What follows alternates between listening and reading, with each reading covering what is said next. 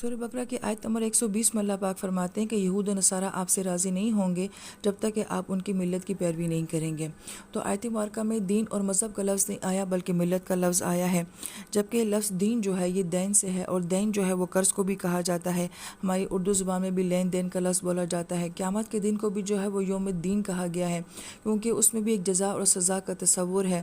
جیسے کسی کو ادھار دیا جاتا ہے تو لازمی بات ہے کہ سامنے والا اپنا ادھار واپس مانگے گا، لین دین کا معاملہ ہے۔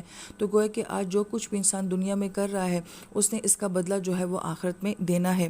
لیکن یہاں پہ آیت مبارکہ میں جو ہے وہ دین کیوں نہیں کہا گیا؟ کیونکہ دین کا معنی بتاتے ہیں کہ جس کے اندر حقوق ہوتے ہیں، واجبات ہوتے ہیں، ذمہ داریاں ہوتی ہیں، فرائض ہوتے ہیں، حلال حرام کی بات ہوتی ہے، غلط صحیح کی بات ہوتی ہے، لہذا یہ سارے معاملات جو ہیں وہ دین میں ڈسکس کیے جاتے ہیں۔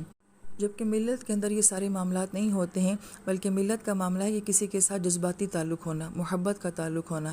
جیسے کہ ابراہیم علیہ السلام کے ساتھ ہمارا تعلق جو ہے وہ ملت والا بیان کیا گیا ہے، تو گویا کہ ہمارا ان کے ساتھ جو ہے وہ دین والا تعلق نہیں ہے، کہ بہت سارے معاملات دین کے ایسے ہیں جو ہمارے ان سے مختلف بھی ہوں گے، لیکن ہمارا ان کے ساتھ جو ہے وہ ایک طرح کا جذباتی تعلق ہے۔ تو آپ علیہ السلام کو بھی یہ کہا جا رہا ہے کہ کسی قسم کا جذباتی تعلق آپ کا ان لوگوں کے ساتھ جو ہے وہ نہیں ہونا چاہیے۔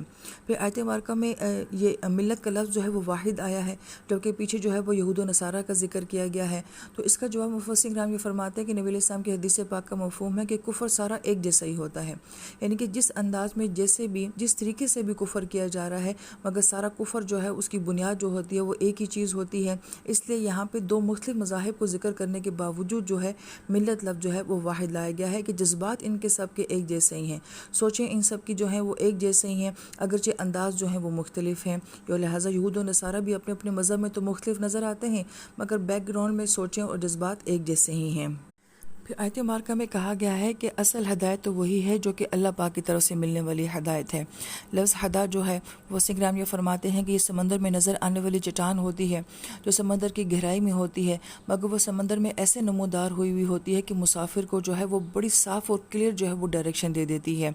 اسی طریقے سے ہم یہ دیکھتے ہیں کہ نبی علیہ السلام کی ذات عالی ہو یا اسلام مذہب ہو یا قرآن ہو، اس کو اللہ پاک نے جو ہے وہ نور کہا ہے، اور نور ایک ایسی روشنی ہوتی ہے جس کو خود سے کوئی روشنی نہیں چاہیے ہوتی ہے، مگر وہ دوسروں کو بہت ساری چیزیں جو ہے وہ روشن کر کے دکھا دیتا ہے، کلیئر کر کے دکھا دیتا ہے۔ لہٰذا یہاں پہ کہا گیا کہ اصل ہدایت تو وہی ہوگی کہ جو کہ اللہ تعالیٰ کی طرف سے ہوگی۔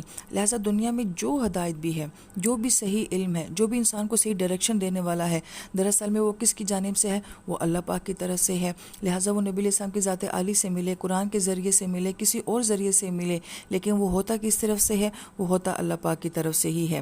اور پھر یہاں پہ قرآن کی بات کی جا رہی ہے کہ قرآن کو کہا جا رہا ہے کہ وہ ایک بہت بڑی ہدایت ہے، تو قرآن انسان کو ہر چیز کلیئر کر کے دکھا دیتا ہے۔ جیسے سمندر سے وہ چٹان جب نمودار ہوتی ہے، جیسے سورج جب روشن ہوتا ہے، اسی طریقے سے جب انسان قرآن پڑھتا جاتا ہے اس کو غلط صحیح حق اور باطل جو ہے، سیاہ اور سفید سب کچھ نظر آنے شروع ہو جاتا ہے۔ اپنے آپ سے سوال کرنا چاہیے کہ ہم جتنا قرآن پاک پڑھتے جا رہے ہیں، کیا مجھ پہ اپنی ذات کلیئر ہوتی جا رہی ہے، اپنے اعمال کلیئر ہوتے جا رہے ہیں، کیا مجھ پہ بھی ہر چیز دنیا کی جو ہے وہ واضح اور صاف ہوتی چلی جا رہی ہے؟ یعنی کہ اس لفظ کے اندر گہرائی کو سوچنا چاہیے کہ قرآن ایک نور اور ایک روشنی ہے۔ آپ جو ہی لائٹ آن کرتے ہیں پورا کمرہ روشن ہو جاتا ہے، آپ کو اس کے اندر ہر چیز نظر آنے شروع ہو جاتی ہے۔ اسی طریقے سے جب انسان قرآن پڑھتا جاتا ہے تو اس کو ہر بات جو ہے وہ کلیئر ہونی شروع ہو جاتی ہے، پوری دنیا اس کو صحیح طریقے سے نظر آنے شروع ہو جاتی ہے، ہر چیز اس کو بہت کلیئر نظر آنے شروع ہو جاتی ہے۔ اللہ کرے یہ کلیئرٹی جو ہے وہ ہمیں بھی نصیب ہو انشاءاللہ تعالیٰ۔ اور پھر آیت مبارکہ میں بڑی اہم بات کہ اس کے بعد اللہ پاک یہ فرماتے ہیں کہ اگر آپ علیہ السلام نے ان کی خواہشات کی پیروی کی، تو یہاں پہ نبی علیہ السلام کو یہ نہیں کہا جا رہا کہ آپ نے ان کے دین یا مذہب کی پیروی نہیں کرنی، بلکہ یہ کہا جا رہا ہے کہ آپ نے ان کی احوا کی جو ہے وہ پیروی نہیں کرنی ہے۔ اور احوا کا لفظ جو ہے وہ تو ہوا سے ہے، اور ہوا کا مطلب یہ ہوتا ہے کہ کسی چیز کا اوپر سے نیچے گر جانا، یعنی کہ جب آپ علیہ السلام کے پاس وہ علم آ چکا ہے، اس علم کے آنے کے بعد اگر ایسی خواہشات کے پیچھے آپ چلے جو کہ انسان کو اوپر سے نیچے گرا دیتی ہیں، تو یہ بات مناسب نہیں ہے۔ اور پھر آیت مبارکہ میں جب لفظ آیا ہے بعد الذی جاءک من العلم، جب کہ آپ کے پاس علم آ چکا ہے، جاء کا لفظ جو ہوتا ہے کسی چیز کا بڑے عظیم الشان انداز کے ساتھ آنا، بہت سٹرگل، بہت کوشش، بہت محنت کے ساتھ آنا، جیسے اذا جاء نصر اللہ والفتح، کہ جب مکہ فتح ہوا تو اس کے پیچھے بہت کوشش ہے، محنت ہے، قربانیاں ہیں، جذبات ہیں، ایک تاریخ ہے، پھر کہیں جا کے جو ہے وہ مکہ فتح ہوتا ہے۔ لیکن جہاں مکہ فتح ہونے کی بات کی جا رہی ہے، وہی لفظ یہاں پہ جو ہے وہ علم کے لیے آ رہا ہے کہ علم انسان کو آسانی کے ساتھ نہیں آتا، اس کے لیے انسان کو بہت کوشش، بہت محنت، بہت سفر، بہت قربانیاں جو ہیں وہ کرنی پڑتی ہیں۔ یہ مزاج ہمارا اکابرین میں تو بہت زیادہ تھا، لیکن ہمارے اندر بالکل یہ مزاج نہیں ہے۔ ذرا سی مشکل پریشانی آتی ہے، ہم کہتے ہیں کہ نہیں، ہم علم چھوڑ دیتے ہیں، اور پھر ہم اپنے آپ کو علم والا کہلانا بھی چاہتے ہیں، پھر ہم یہ کہتے ہیں ہمیں قرآن پڑھنے کا شوق بھی بہت ہے۔ تو یاد رکھیں، علم جا آ کے ساتھ آیا ہے، اس کے پیچھے اسٹرگل، کوشش، قربانی ہوگی تو پھر یہ علم آپ کے پاس آتا ہے، ایسے یہ نہیں آتا۔ لہٰذا قرآن 23 سال کی محنت کے بعد ہمیں ملا ہے، تو اس قرآن کے نازل ہونے کے پیچھے کیا کیا داستانیں جو ہیں وہ موجود نہیں ہیں۔ تو علم آتا ہے جا آقا کے ساتھ۔ اور پھر اس آیت مبارکہ میں علم کس کو کہا جا رہا ہے؟ قرآن کو کہا جا رہا ہے۔ تو بعض مفسرین کرام جو نقطہ بیان کرتے ہیں کہ دنیا کا جو علم بھی ہے، جس طرح کا علم بھی ہے، اس کی بنیاد جو ہے وہ قرآن ہے۔ حدیث پاک کو مفہوم بیان کیا جاتا ہے کہ جب نبی علیہ السلام نے فرمایا تھا کہ قرب قیامت میں علم اٹھا لیا جائے گا، تو صحابہ کرام نے کوئی اور سوال کیا ہی نہیں تھا کہ کیسے اٹھایا جائے گا، کس طرح اٹھایا جائے گا۔ صحابہ کرام نے فرمایا تھا کہ اللہ کے نبی، ہم تو قرآن پڑھتے ہوں گے اور ہماری اولادیں بھی جو ہیں وہ قرآن پاک پڑھتی ہوں گی، تو پھر علم ہمارے اندر سے کیسے چلا جائے گا؟ تو نبی علیہ السلام نے فرمایا تھا کہ قرآن جو ہے وہ اٹھا لیا جائے گا۔ تو گویا کہ علم کے ساتھ کس کو کہا گیا ہے کہ علم کب نہیں ہوگا؟ جب قرآن دنیا میں نہیں ہوگا۔ لہٰذا قرآن ہی جو ہے وہ اصل علم ہے۔ اور پھر اس کے بعد اللہ پاک فرماتے ہیں کہ آپ کے لیے پھر کوئی ولی اور نصیر نہیں رہے گا۔ اب یہ دو صفات ہم جان چکے ہیں کہ ولی کا تعلق جو ہے وہ آسمانی دنیا کے ساتھ ہے، کہ اللہ تعالیٰ کی جب ولایت ملتی ہے تو اللہ تعالیٰ کا ساتھ، اللہ تعالیٰ کا تعاون، اللہ تعالیٰ کا تحفظ جو ہے وہ آسمانی دنیا سے ہمیں ملتا ہے۔ اور نصیر کا لفظ جو ہے وہ نصرت کے ساتھ ہے، یعنی کہ مشکل وقت میں کسی مدد کا آپ کو آ کے بچا لینا، اور یہ دنیا کے ساتھ، دنیا کے نظام کے ساتھ جو ہے اس کا تعلق بنتا ہے۔ اب یہ دو تعلق جو ہیں، وسیع نام یہاں پہ نقطہ بیان کر رہے ہیں کہ انسان کا اللہ کے ساتھ ان دو صفات کے ساتھ تعلق کیسے بنے گا۔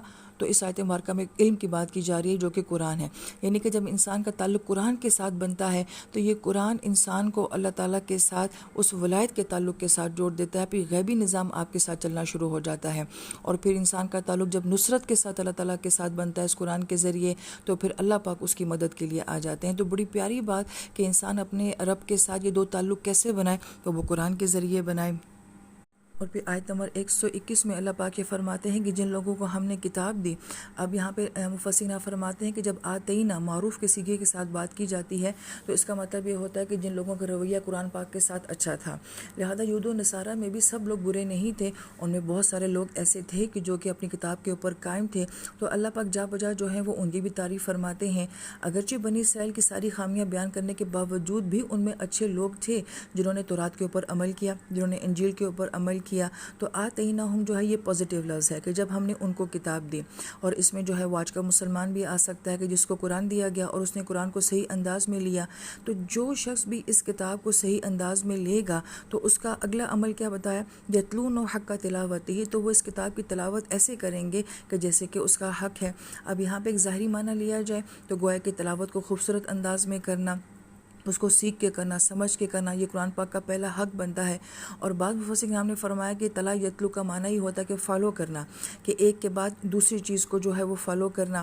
تو گویا کہ ہم یہ کہتے ہیں کہ ہم نبی علیہ السلام کو جو ہے وہ فالو کرتے ہیں، تو ہم ان کے نقش قدم کے اوپر پیچھے پیچھے چلتے ہیں۔ اور قرآن پاک کو بھی تلاوت کیوں کہا جاتا ہے کہ ایک آیت کے بعد ہم دوسری آیت پڑھتے ہیں، تو گویا کہ ہم قرآن پاک کے ٹیکسٹ کو جو ہے وہ فالو کر رہے ہوتے ہیں۔ لیکن اس کا اصل معنی یہ بھی ہوتا ہے کہ جو کچھ ہم پڑھتے جاتے ہیں اس کو اپنی زندگی میں لاتے جاتے ہیں۔ گویا کہ دونوں مفہوم اس کے اندر آ جاتے ہیں کہ پھر جو کتاب کا حق ادا کرنے والے ہوتے ہیں وہ اس کو پڑھتے بھی خوبصورت انداز میں ہیں اور پھر اس کے اوپر عمل کرنے کی کوشش بھی کرتے ہیں، تو اصل میں وہ ایمان لانے والے ہوتے ہیں۔ تو گویا کہ پہلے تلاوت کی بات کی گئی یا اس کو فالو کرنے کی بات کی گئی، اور پھر اس کے بعد کہا گیا اولئک کا، یہاں پہ جب اس میں اشارہ آ جاتا ہے تو گویا کہ یہ خاص معنی پیدا کر دیتا ہے کہ یہ ایمان کی علامت ہے، یہ ایمان کی نشانی ہے۔ اور جو کوئی قرآن کے ساتھ ایسا معاملہ نہیں کرتا تو پھر خسارہ کہا گیا، یہ بہت بڑا نقصان ہے، اس کی کوئی تلافی نہیں ہے۔ قرآن پاک میں خسارے لفظ کو بیان تو مختلف صیغوں میں کیا گیا ہے، یہاں پہ اسم کے ساتھ کیا گیا، الف لام معرفہ کے ساتھ کیا گیا ہے، یعنی کہ یہ بہت بڑا خسارہ ہے، مستقل خسارہ ہے۔ لیکن بارہ خسارہ کے اندر جو اصل معنی ہے کہ ایسا نقصان ہو جانا کہ جس کی آپ کبھی زندگی میں تلافی نہ کر سکتے ہوں۔ تو گویا کہ اس کتاب کے ساتھ اگر یہ خوبصورت تعلق پڑھنے والا نہیں بنتا اور اگر اس کو فالو کرنے والا نہیں بنتا تو یہ زندگی کا بہت بڑا خسارہ بن جائے گا۔ اللہ تعالیٰ سے دعا ہے کہ اللہ تعالیٰ ہمیں اس خسارے سے، ہمیں اور کل امت کو محفوظ رکھے، ہماری کمی کوتاہیوں کو اللہ پاک معاف فرما دے۔ آمین یا رب العالمین۔